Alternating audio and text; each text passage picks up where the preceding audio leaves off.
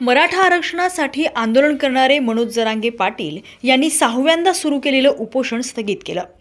त्यानंतर आज त्यांना रुग्णालयातून डिस्चार्ज मिळाला। मनोज जरांगे पाटील अंतरवाली सराटी येथे दाखल होताच त्यांचं स्वागत देखील करण्यात आलं। ठिकठिकाणी महिलांनी त्यांचं औक्षण केलं। मनोज जरांगे यांनीही आल्या आल्या आपल्या उपोषण स्थळाला भेट दिली।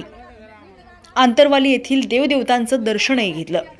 त्यानंतर ते घरी दाखल झाले। घरी दाखल होताच त्यांनी लाडक्या काव्याला मांडीवर घेत तिच्या सोबत गप्पा गोष्टी केल्या।